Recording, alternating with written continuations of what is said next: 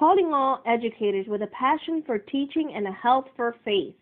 Get ready for a transformative journey with the Educators with Oil podcast, where host Ronette Branham is dedicated to helping teachers become better through biblical strategies. Welcome to Educators with Oil. I am your host, Ronette Branham, here to equip, inspire, and pour into educators, especially those of faith who are walking in their purpose or attempting to walk in their purpose. This is where purpose meets the classroom and the oil flows. Whether you're in the classroom, leading a school, or supporting teachers, this is a place for wisdom, strategies, and a little anointing to keep you going. So we just want to dive into the conversation. I know there are people who are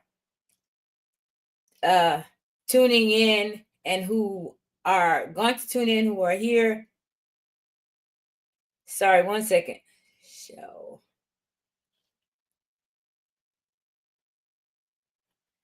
Oh, that's kind of rude, I think, huh? But somebody just sent me a message about this, and so I just had to let them know that that person. That was something I was going to talk about today. When people ask you something, say yes. You might think you're not equipped to do it, or you're not fully equipped. Say yes and watch you learn along the way. That is just something that is just I learned. You know how they say when you want to learn how to do something, teach it, because with that studying, you're going to learn, what it is that, you're trying to learn. So attempt everything as if you have to teach it. So that's not even the subject matters today. But again, thank you for joining me. So I just want to talk about this year, because this year brought on a lot of pressure. Last year, I know there was pressure. We know that there was pressure last year, and this pressure this year, I had a new look on it this year than I did last year. So just to give you a heads up, an idea, we already know, because I spoke to so many people already about it. I talk about it almost every show the last 2 years about the amount of students, the type of students, the demographic that I have. And I have 26 students in one class, 27 in the other class, all English language learners. Most of them, when I say most, I need exact numbers, but when I say most, that's like 80%. So 80% of the students, just say you have 26, maybe 20 of them, I don't know if that's 80%, are reading well below grade level, or performing in math well below grade level. So that's what it is, 27 in the other class. And same thing, maybe more a percentage in the second class. And so there's days that I felt misunderstood. When I say misunderstood, literally misunderstood. When usually we say they misunderstood me, they didn't understand exactly, I had to explain it. No, misunderstood meaning they didn't understand my language that I was speaking. So it's funny because it's the end of the school year. I read a story this morning, and it's called Dear Abuelo. And it's about a little girl. She's leaving Mexico, going to New York. And she told her grandfather, when I get there, I'm going to write you and tell you all about New York. And so she gets there. She tells about the place she found out she didn't have a backyard because she lived in New York City. And that was something different to her.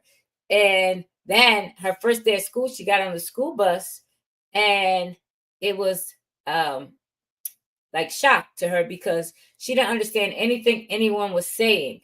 She said she tried to practice her English, but she just couldn't understand, what it was that they were saying. And I spoke to my students this morning after reading the story, and I was asking them questions. There was quite a few who didn't raise their hand, couldn't answer questions. I said, okay, I try to inspire them a little bit. I said, okay, we're going to get a brain break after. So if you answer questions, you can just go to the brain break. If you don't, we're going to sit here and we're going to learn some more. It didn't matter. It didn't matter. For about 10 students out of 26, every student was there today. 10 students out of 26, they couldn't answer a question. And it was weird. It was strange because it's June. We have 2 more days left of school, and they are not comprehending. One, okay, he just came from another country. just like in the last few months, right? He just came. So I give him that. The rest, they talk to me, but they can't listen to a story because I'm reading the story fast. And so they were the person in the story, and I asked them. So I tried to explain the story slowly to them as a little group, and we got through it. Some they couldn't pay attention because they didn't understand what I was saying. They didn't understand I was going too fast. I'm reading the story again. If you don't know the language, I don't know if you ever took another language or and you took a language, but you haven't used it, right? And so you learn a few things, and then you get around people who speak that language, and they're speaking to themselves amongst themselves, and they're speaking fast because it's their language. Like I'm talking to you right now, and you're like, I quote that word, I quote that word. What are they talking about? They're talking about eggs. No, they're not talking about eggs. They're talking about Thursday. Oh my God. You know, if it's Spanish, you're like, I don't know what they're talking about. I thought I did, but that was my students today. And that was the little girl in the book. And it was, I asked my students, why do you think that I love this story so much? And they were like, because all kind of answers. No, it's because I see you in this story. The little girl went to another country. She didn't understand the language. And I see you in this story. So that just was one thing that happened to me today that is like transformational. At the last day of school, we have 2 days left. 2 days. Tomorrow and Friday. That's it. And for me to be intrigued by something that happened today with my students and say, that's an aha moment. That's something that I learned today. It doesn't matter if you don't have that extra reinforcement with your students, somebody coming up under with each story or reinforcing the words. Just because I'm teaching them in English as I'm supposed to, that doesn't mean they're getting anything. Just because it's June, that doesn't even mean they're getting anything out of it. And so that was transformational right there. What will I do the next time? What would I do tomorrow? How can I fix that? Because that means people have been coming to school all year long, not grasping the words that were coming out of my mouth. If we don't stop and think about that, and I'm talking about, what the school year taught me, not so much to say, I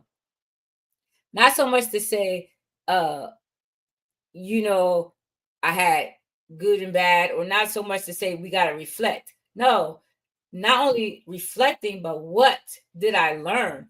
I learned so much. It just is like amazing.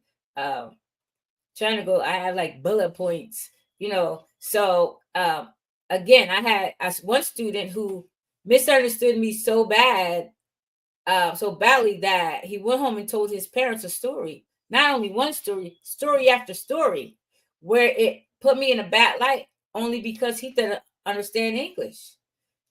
He said I said something to him that wasn't nice, but I didn't. What I said, I know I said it before, but I told him to be quiet according to him. I'm pretty sure I did, but I always say silencio, so it shouldn't be anything you need to translate, right? And so I could have said be quiet, it's time to be quiet, something like that. But he didn't know what I said, so he asked the student, what did I say? And the student said, she said, shut up. She said cállate, that's something different. And that shut up. And I didn't say that, right? Why would I tell a little kid to shut up when there's other things that I can say to get him to be quiet and say, shut up? That's a bad day if I'm saying shut up. But I never said, in 20 years, I never told my students to shut up. So that's the language barrier, right? Another thing was somebody coming into the classroom to handle a situation because I was trying to teach and I needed them to take these 2 students and go. He told his parents a whole other story because he didn't understand what was being said. And so that is something about literally being misunderstood. That's like a frustration. So it was frustrating to me, unfair to me. And if I'm being real, those situations could have crushed me. They didn't. It didn't.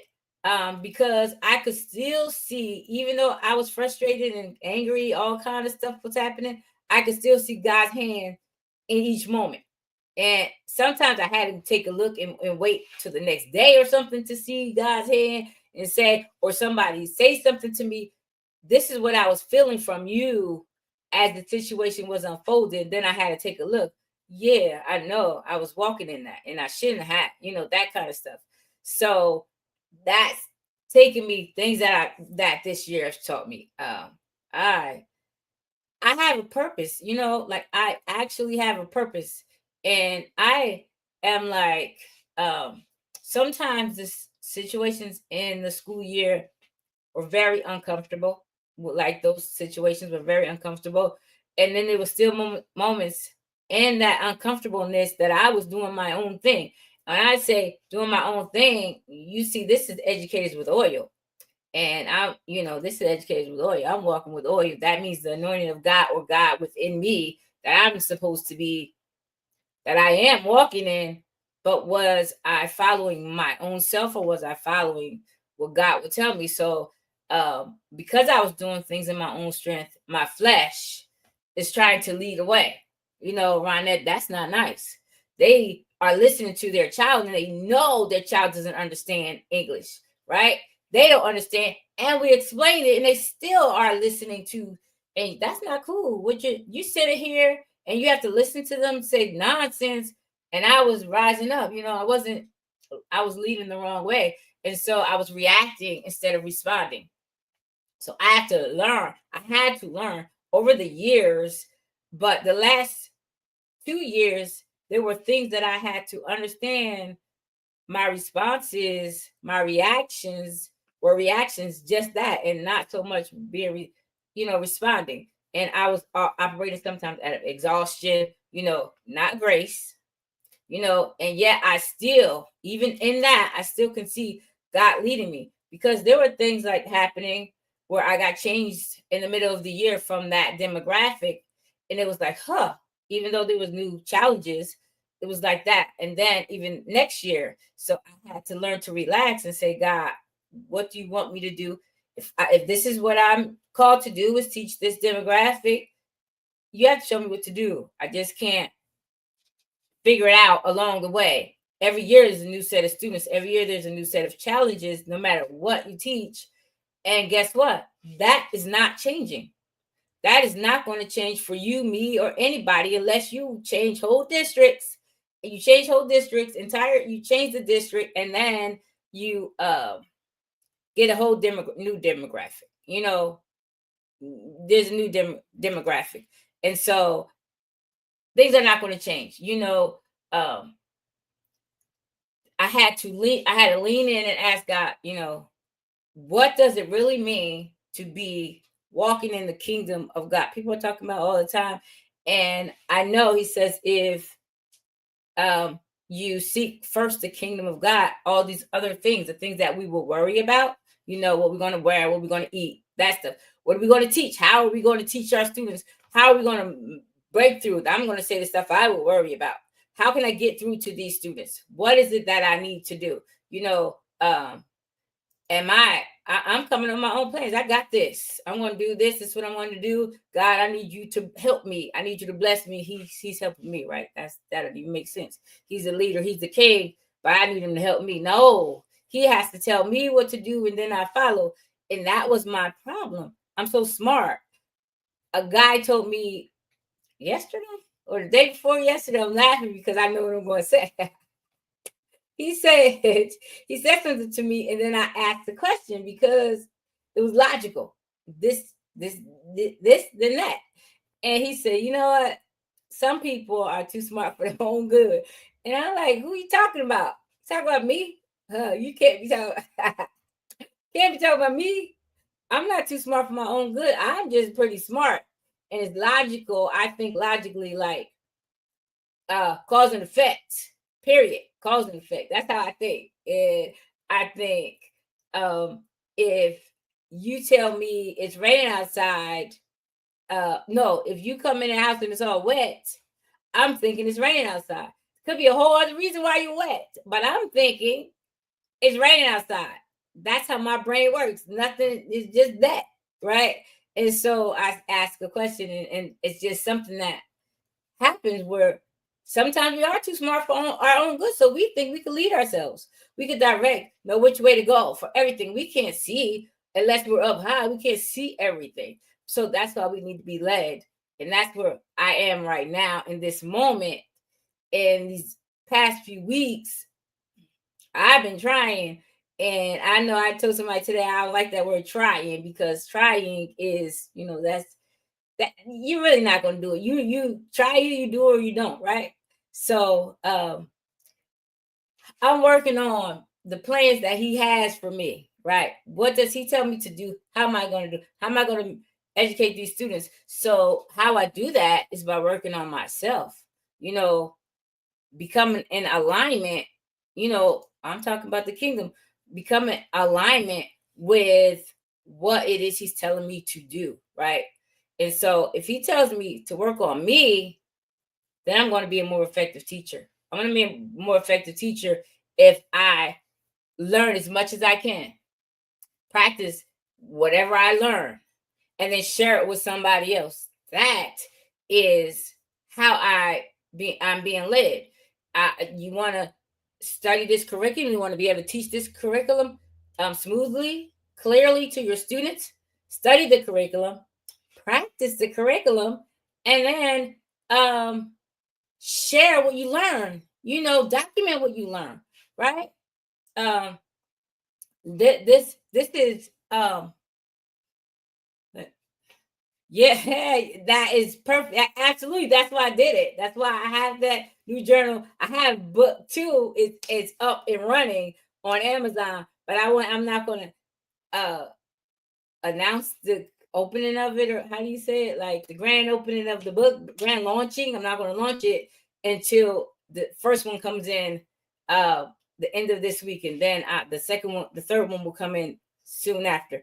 But yeah, because we can reflect on what's happening, and then it's you asking you questions like that. How do you feel? What did you learn in the classroom today?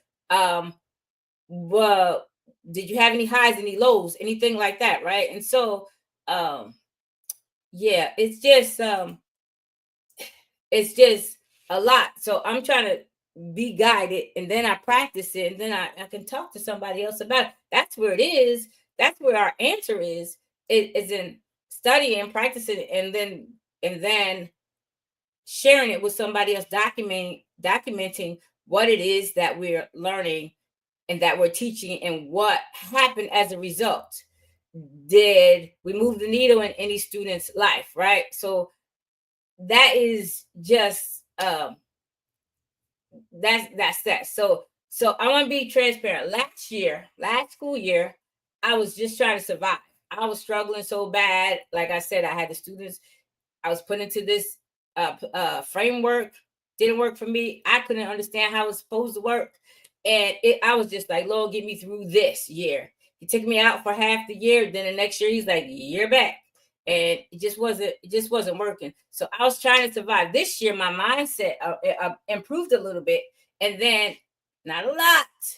It improved a little bit, not a lot. And I don't want to say not a lot. Slightly, is that the word? I saw myself as a placeholder.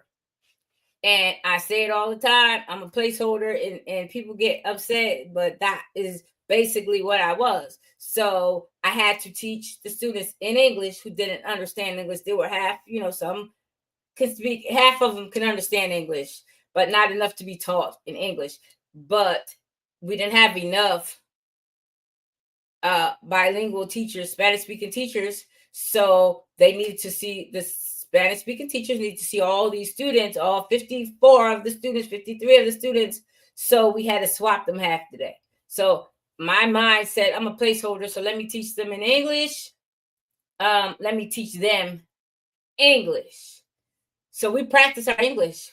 Every time I taught them a new word, we went over it with the computer. We had the pictures up. We had the definitions in Spanish and English. So I say this, what do you call that? This is what I call this. Show them the pictures, and okay, let's get these words together. And that's what it had to be. Now, towards the end of the year, if I ask them to spell a word, to say it's paper, like that was the word today, paper, and give me a sentence with paper. Give me a sentence with girl. And so one of the students said, papel, give her a sentence papel. I said, no, the sentence is not papel, even though that's how you pronounce it and translate it into Spanish. That's not the sentence I need, because I need that English word in a sentence. And so it was that's where I got to at the end of the year. But so I was like, if they learn to read, oh, that's a bonus. That's something great. That's fantastic. That they learn to read, right? Now I realize how small I was thinking, because I was in survival mode. I was working with what I had to take care of myself, even though I'm a teacher and I'm there to teach them. But in actuality, it was, what do I need? Even though, I'm talking about what do my students need, I'm trying to fix it for my students. But I was struggling. I was working, and I would find some that worked, and then we had a change. As soon as I was on a roll, things were happening. The student would be absent, things like that. It's school. So I had to understand that, because I want to be transformational, that the administration is not going to change. They may or may not. The students' demographic is not going to change. They may or may not. Because a few years ago you had more United States citizens born and raised in your classrooms, and now it gradually transitions into something else. Now we have, did she say 87%, something like that today, of people from Spanish speaking countries in our school. And that's my whole class.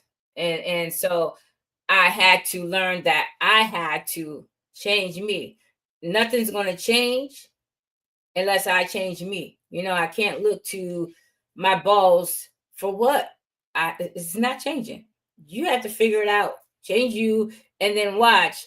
So I want to be transformational. My next year, looking at what I learned from last year, is transformation starts. It starts with you. It starts with me. It doesn't start with the school district. You could say they're not giving you what you want. You could say anything like that.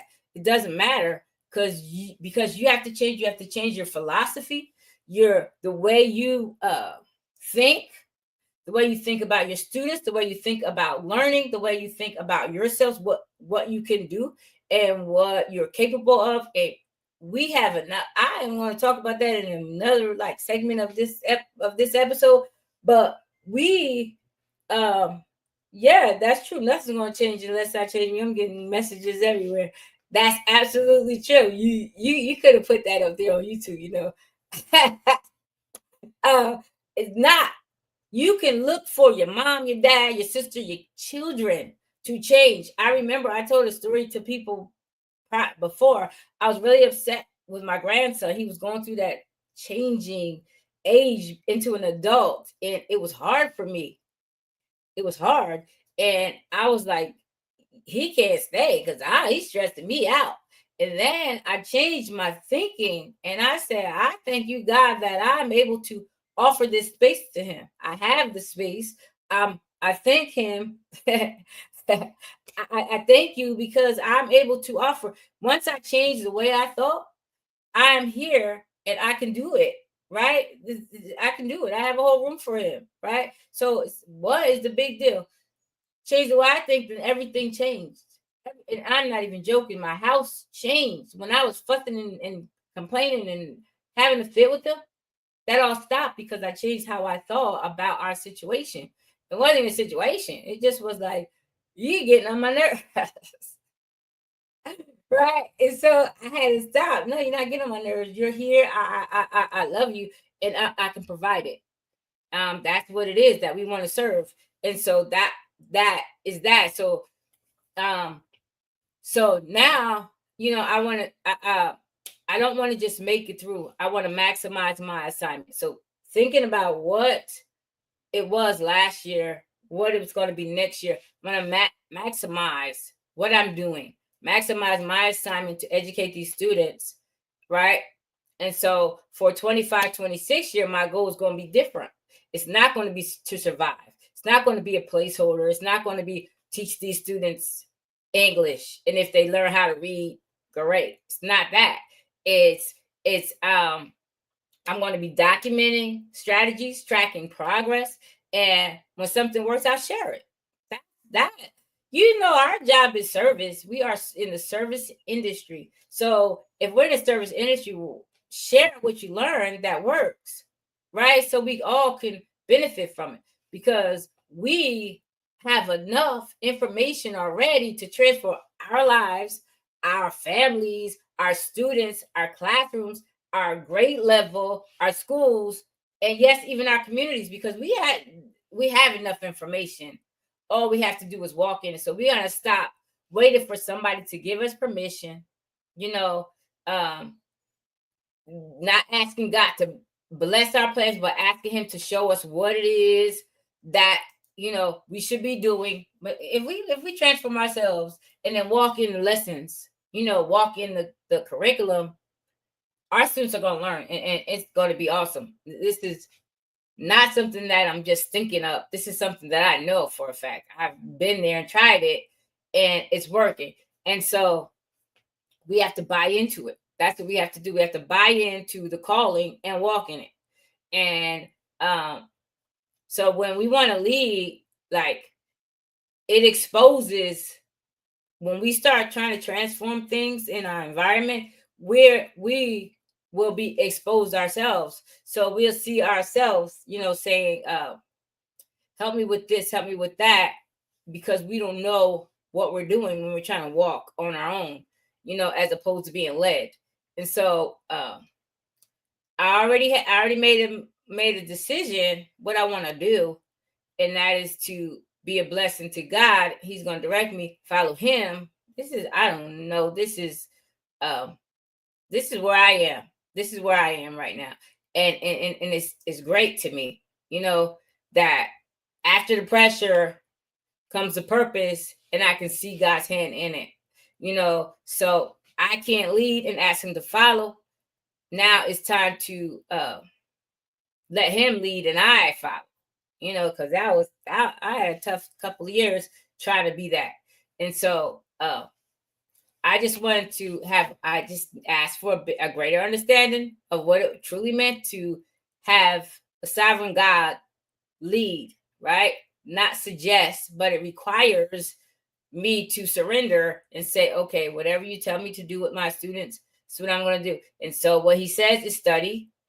That goes with studying the word. Whatever it is you're trying to learn and practice, study it. Study the word, listen, and do what he says. With the curriculum, study the curriculum, practice it, do what it says, right? If you want to lose weight, study how to lose weight, practice what it says to do, and share it with someone else. I don't care what it is, being an awesome teacher, being an effective transformational teacher. Being an effective teacher was my goal. Now it's more. Now it's being a transformational teacher. Like, I want my students' lives to be transformed. I want my grade level to be transformed. My school, my community, our school district, because I have enough information, and that is 100% to make things happen. You have enough information to make things happen. I don't care what your goal is, whether you're a teacher or not. Whatever your goal is, I promise you have enough information. What you don't, you get to find it and study it. That's just, I'm going to go back to that little tag right there. Transformation starts with you, right? Let me see. I found my notes, right? And so that, how about that? That's the kingdom. That's the kingdom. Following the lead of the person in charge of the kingdom. You cannot go to other countries that have kings and think you're going to do your own thing. There's so much stuff. If we leave this country, we wouldn't be able to do. We wouldn't even understand some of their laws. Like, what do you mean? They own your this and they own that. Like, you don't own anything? That. So that's the kingdom, right? And so he's not asking us to build our own system, our own blueprint. He already has that established. Our job is just to submit to what the directions are. You could say that God's kingdom, you could say that to a district. If you follow him, everything else is going to fall in line. And that's what he tells us. So I learned that trying to fight the situations my own way, whether it's with my students, administration, or even my own inner struggles, that was exhausting. I used to be tired. I'm telling you, I used to get headaches. I don't get headaches anymore. If I have a headache, it's because I got a cold or something's happening. Like it's not stress. I tell you that. It won't be stress. So, and honestly, not only was it just exhausting, it's disobedient. Because I would do something, and then I have to go somewhere and sit by myself and check, like, that's not right. You can't be acting like that. You cannot act like that. And so we can't walk like that and then expect success, expect abundance, amazing results, and we're doing our own thing. It doesn't work. There's no way we're here to design our own blueprint. No, how could it be? I mean, we don't even need to do that. That's the crazy thing about it, is we're trying to design things when we have no reason to. All we have to do is walk in what's there. We got enough information. So I had to stop making things happen and start letting God lead, period. That's it. Into what he assigned me to do. And last year was hard. I tell you, it was hard. It was not even just hard. It was rough. Can I say rough? It was rough. And so like I said, we had that framework that didn't work for me, didn't work for my students. Honestly, it didn't work for our school district. But that is the plan that they had in place, and I had to figure it out. I had to say, God, listen, you want to tell me what to do, because this stuff is not working. And so I went through trying to make the system work to simply pray, and God just get me through the year. I said that before, that I was in survival mode. Here's what shifted. When I began to grow in my understanding of the kingdom, that survival is not a standard. Victory is. So if I'm not victorious, that can't be the standard. If this is not my purpose, it's not the standard. Obedience is the standard. And so when I align with the Spirit of God, I'm not just trying to survive. I'm stepping into my divine strategies. And that's what we're here to do, is find strategies and find not just any strategy, divine strategies that's going to work for me and you and anybody else we talk to about it, that we learn it, we practice it, and we share it. And those strategies are going to help anybody. It's going to help anybody. It's just, that's just that. So next year, my mindset, like I said, is totally different. It's not just about getting through. It's more about documenting what works. We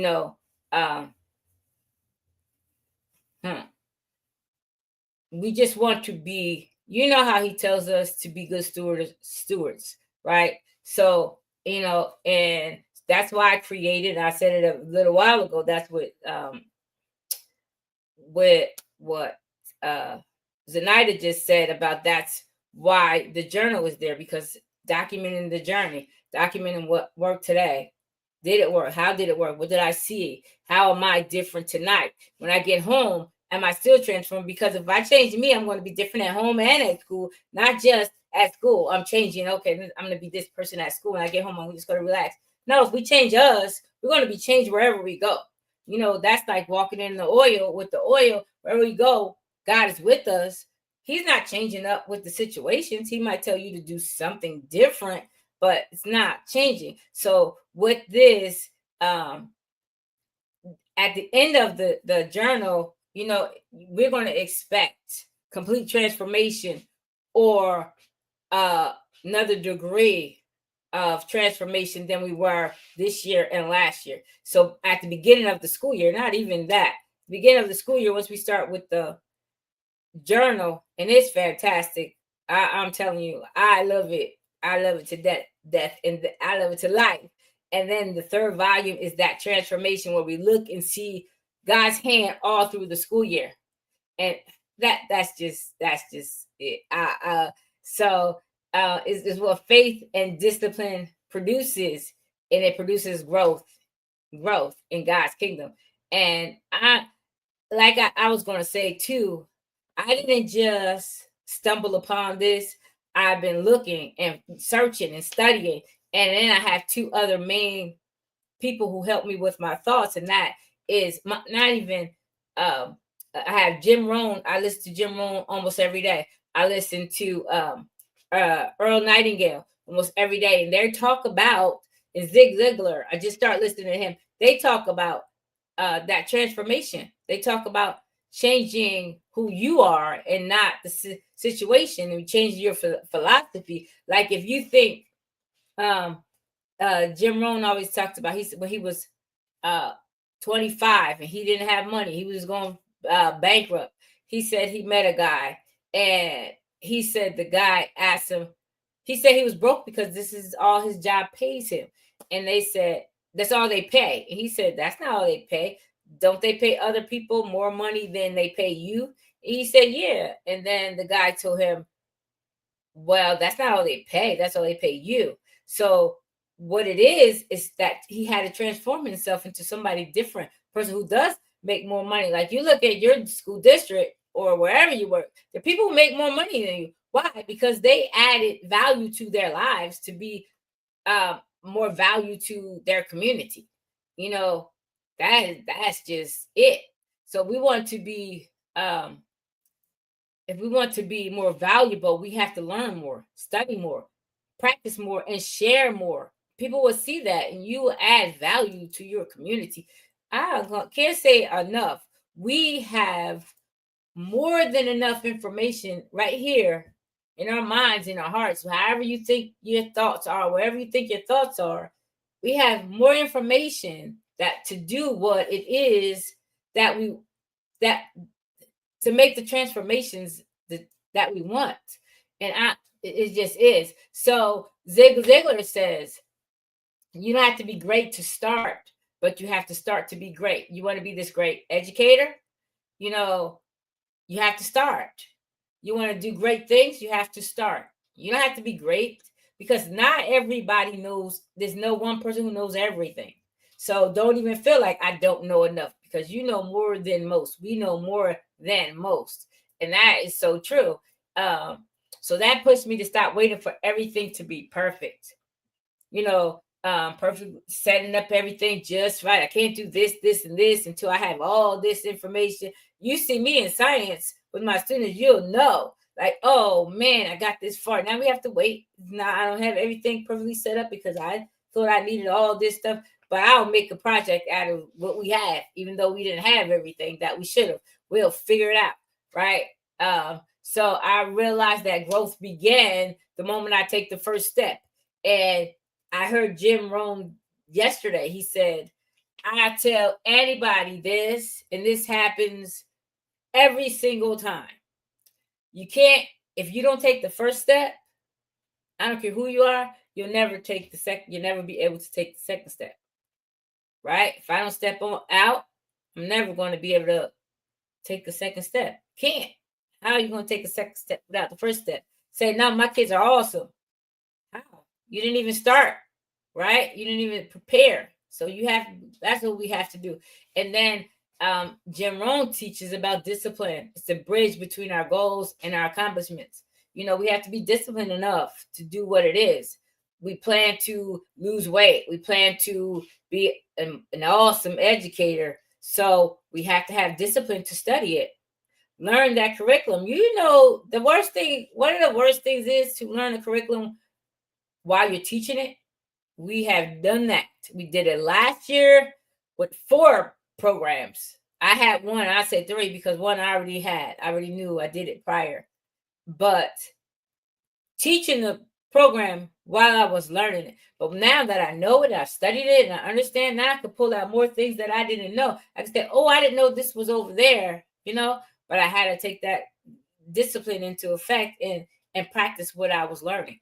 That's the same thing no matter what. I'm going to keep going back to that.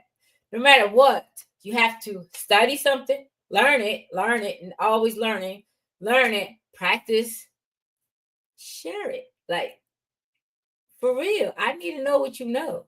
I get in your class, and end of the school year, I'm taking paper, trying to find a place to put all my stuff. and I'm taking paper and taping up a bookshelf when that stuff's gonna fall the minute they move it. And now I look at you, and you have saran wrap. Oh, I bought me some saran wrap this year. You're saran wrapping all your stuff nice and tight. If you didn't share that with me, if I didn't see it, I wouldn't know. You understand? You have to share it when you learn something.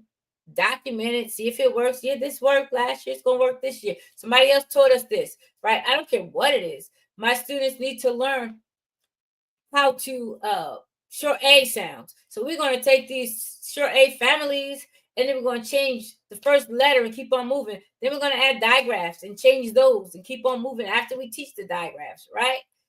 This works. Nobody can tell me that doesn't work. Put this in sentences. Make stories out of these words. Read stories with these words. That works. I know 100% that works. I'm with the cat family in the and family. Let's make some words. We're going to change cat to hat to bat. Then we're going to put that in chat. That works. You can tell me whatever you want. I 100% know that works, right? Then I bring in stories, and we're going to read those stories after we learn those, how to change those words into those, using those different beginning sounds, right? That works. You can, I'll tell you that. I will show you that. I will share that with you. I know 100% that works, right? Learn the words. Learn the words. Read the story with those words. Write a story with the words. It works. Then we go on to the next set of family of words. Whatever it is, like whatever it is. Study, practice it, share it. Watch your life be transformed next school year. I don't want to say don't, because it's included, but when you level up yourselves, everything else is going to flow, and your job will be so much easier. Because I know everybody is different. Like my Spanish partner teacher, her life is different than mine because she's speaking their language. She doesn't have to be past that. So your life will be different no matter what it is. And then I began to see discipline in a new light, for real, not as a burden but as a gift. Oh, if I could be disciplined in the way I teach, discipline in the way I learn, discipline in the way I practice, the way I practice what I'm doing, right? It's a gift, because not everybody can be disciplined. Everybody can be disciplined, not everybody is. Some people are struggling because they are trying this and they're not preparing for that. They're just trying to say wing it, and you can't just wing it. So then when I created a space in my day to study new strategies, practice them in my classroom, and serve my students with renewed energy, I saw growth. And it's just amazing when you see your students grow and you're like, I was so frustrated before. I'm just relaxed, and I'm teaching it relaxed. They feel me being relaxed, following the lead, of the king. It's just amazing. Then I'm doing what the curriculum says with ease, because I'm at ease, and then the students are learning easily. What? All they have to do is do their part and come to school every day, right? That's something different. So you don't need to be an expert in everything. No, that's something else I've discovered.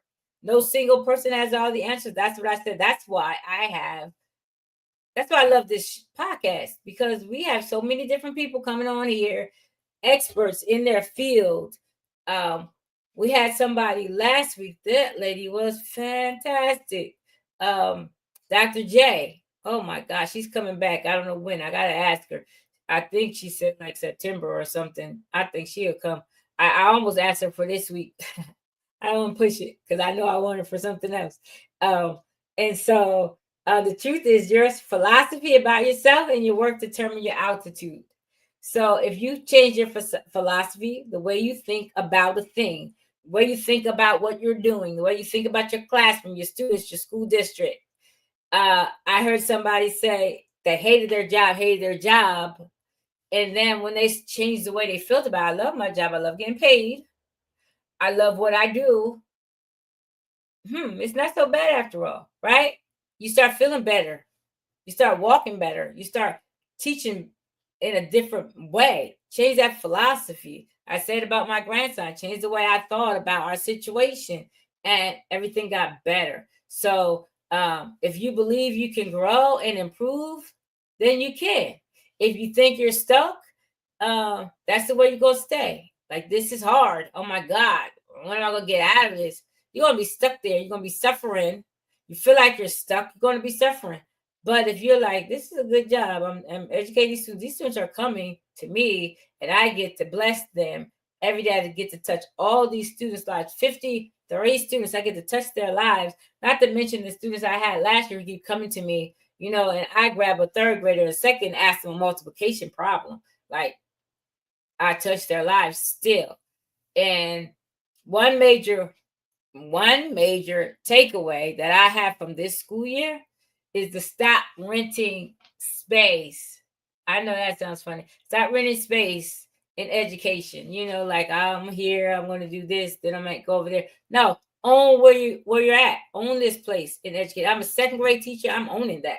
I'm good at what I do. Own that.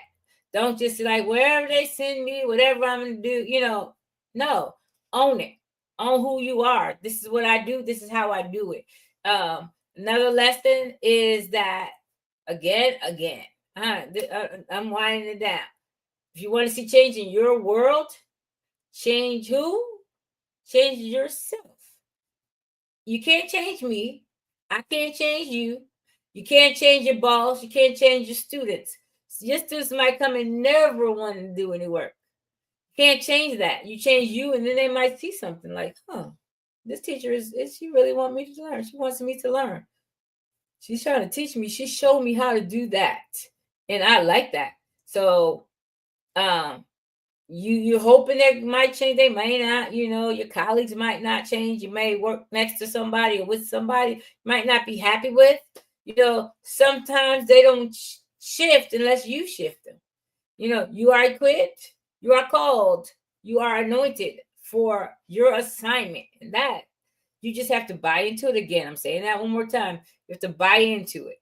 That means own your role, not just, oh yeah, they changed me to this thing. And I know I suffered through it. I did, but I'm not anymore. That's once I blessed it, and I was like, okay, I did this. I mastered that emotion. Now I'm doing something else. I already know that comes with a new set of responsibilities too. So what? I have to be a new me no matter where I go, right? So it means saying yes to the assignment that you're placed in, committing to the work, that we have. When I say buy-in, I mean accepting that you have enough right now. The wisdom, the skills, the tools to transform not only your classroom, but also your family, again, your grade level, your school, and your community, right? We have enough information to transform everything around us. I said that, right? So let's make a shift. Let's do the internal work. Bring that oil into every room we walk into. Because the truth is, God's hand has been on us the entire time. And we're acting like he wasn't. We're getting frustrated like he don't even, like God doesn't know what's happening. We got to figure it out. And it's not that. He's been there with us the whole time. So walk in the room like you belong there. Walk in the room, own your space. I hear people saying things in different meetings I'm in, and they're like, take up your space. Walk in and own that room. I don't care where you are. Own that room. Take that space. Transformation doesn't have to be flashy. I don't have to walk in there trying to look fancy, trying to look like I got it all together. I don't have to do any of that. I just have to own my space. Walk in there with my head up high. I got this. You got a question? Ask me. Because guess what? I have an answer. I might not have the answer you want, but I have an answer. So let me see. I'm trying to put some stuff up here. Yeah, I want to be this role of this AV person, and that somebody's gonna slide into that spot too, right? I'm clicking and doing everything at the same time. Yeah, so I'm about to walk into this position right here, and they do the clicking and putting up the words and all that stuff. Right. That was an internal conversation. But yeah, that's what that is. Again, doesn't have to be flashy. Show up with love and patience on a hard day. Sharing a strategy that works with your colleague. Stay grounded in God's purpose and everything else when everything else feels chaotic. Stay grounded. Chaos is happening all around you. Chaos has a direction. Let that thing pass. Chaos is I learned that a long time ago. There's a direction in chaos. We think chaos means everything is all over the place and there's no direction. But yeah, there's something driving through there, tossing everything upside down. So let that thing pass, whatever it is, whoever it is, however it is, and just walk in your purpose. Just walk in the purpose. Stay grounded. I'm not being tossed because here you come with a new curriculum. I'm not being tossed because of that. We've been frustrated. Didn't work. It didn't change one thing. Only thing I had to change was me, right? So with that mind shift, bind into your calling fully. I'm called to do this. I'm called to teach second grade. I'm called to be an educator. That's the key from moving from surviving to thriving is, walking into your calling fully. God's hand is on your life. The oil is flowing and it's time to walk in authority and influence. So if you think that you're behind, you're not. You know how we think, I didn't get that. I'm behind. I should be farther along. You're not. You're becoming. We are becoming. I'm becoming the most awesome teacher you've seen. Watch me next year. When I say that stuff like that and I tell people to watch, I promise you, watch. I've done it several times. This year and last year, I didn't do it. I was on something else. But when I say watch my students, watch our classroom, I promise you watch it. You watch my students because, yeah, it's going to be something new next year. So if this year tested your patience, stretch your faith, and challenge your mindset, know this, the process is refining you. You're becoming who you should be, who you're going to be at the end of the school year. And when we documented this year, maybe we might get together some days, have a little session at the end of a month, beginning of a month, end of a month, and discuss where we went from the first of the month to the end of the month. Did we see any changes? Did we see God's hand? What happened at home when we what studying our curriculum, studying the Bible, studying whatever it is that we are trying to learn. How did we change during that month, or by the end of the 3 months, or the next 3 months, or the end of the school year? I plan to do that. That's going to be something amazing, I think. So it did take me looking at this year and last year to realize that criticism is opportunity for growth. So I see my growth, whether you see it or not, whether somebody else sees it or not, I see the difference. So I don't take your criticism of me as a personal attack anymore. I will be just like, who she think she is, right? That kind of stuff. But now I'm learning to respond with grace rather than reacting out of hurt or frustration. And that's true. I tended up until now to move out of frustration. And because I'll go walk out and say, oh, I got to think about this. Let me see what I got to do, because that's reacting. I don't even have to get into that. So I learned to step back and say, God, what are you teaching me through this experience? And he revealed, like every time I ask that, he's revealing stuff. I'm telling you, this is how it's going to work. I was riding home yesterday from North Carolina, and then I'm saying all this stuff in my head, right? That I'm saying to you right now. And I'm like, God, I need you to tell me what to do every day, all day, every day. Because what I'm doing is not working, right? I'm bumping my head. I'm getting frustrated. So I need you to show me what to do every day.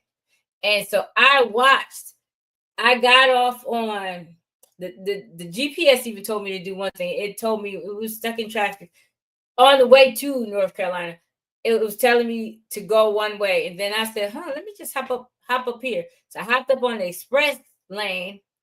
Then I saw all these cars stopped and moving from 3 lanes to 1 lane, going into Washington, D.C., where they were about to have something going on there. And then I got up and then I got off after all that traffic. That happened so many times. Sometimes the GPS did it, took me all around. Then I go back and look, and I'm like, there's no cars coming down this road. Those people were still stuck back there. They had no way to get out, but I got out a different way because of the GPS guiding me out, right? Or the first moment, God guided me because GPS didn't even do it. So that's, watch for your guidance instead of walking in your own plan, your own blueprint, because you can't even see what's happening up the highway. You can't even see it. So unless you're an eagle, we can't even see it. So when I say be led, we just have to be led. That's just it. I said all that, and I didn't plan to say that, but so you don't have to figure it all out right now. You don't need to be perfect. The important thing is to keep moving faithfully, intentionally, purposefully. Faithfully, intentionally, purposefully. Everything you do with a purpose. Don't just be willy-nilly. Oh, I'm going to move this way today. I'm going to do that today. No, move with a purpose. My purpose today is to teach this lesson to my students. Everything I do right now is going to be for my students to learn these words. Everything that I'm doing, this literacy lesson, this math lesson, they're going to learn graphing. Everything we do up until that moment is about this. So it's purposefully. Like, think about it. I want to lose weight. Everything I do, that means what I eat is leading me to that. Who I talk to is leading me to that. Who I go out to eat with is leading me to that. You go out to eat, people eating all that bread. Can you bring us some more bread? No. Bread has no nutritional value unless they added some. It's worth nothing, right? Except fat. I got some more rolls back because not eating right. Trying to eat what I was eating wasn't leading me to my goal, right? Now I got to start all over again, right? So you're becoming the teacher, the leader, the servant God created you to be. We are becoming. When we think about that, we're becoming. We're not behind. We're not falling. We are becoming. With everything that we call a fall, we fail. That's not that. That's helping you become who you're supposed to be. I didn't answer her right. Now I'm thinking about how I answer people, right? That's helping me become, right? So as always, keep pressing in, keep learning, keep loving. Keep the oil flowing. I thank you for joining me. Thank you for listening to Educators with Oil. If this episode blessed you, please share with another educator. Leave some comments. Let me know that you are there. Share with another educator, another leader, a parent, because I don't care who you are. This all applies to everybody. It doesn't just apply to an educator, because everything that we do, we need to be led. We don't have time to be trying to walk in our own stuff, walking out. See, I'm starting all over again. I'm just saying. Because there are people who need this information, right? They need a reminder that even in pressure, there is purpose. Absolutely. In pressure, there's purpose. Be sure to leave us a note in the comment section. I said that already. Let's stay faithful, stay focused, and keep the oil flowing. Again, thank you for joining me. I appreciate your time. I appreciate you sharing. Have a blessed rest of your day. Subscribe to Educators with Oil podcast on your preferred platform and join Ronette on this mission to empower teachers through the wisdom of the Bible. Because when biblical strategies meet the classroom, extraordinary teaching happens. Educators, let's shine a light on our classrooms. See you on Educators with Oil podcast, where teaching and faith unite.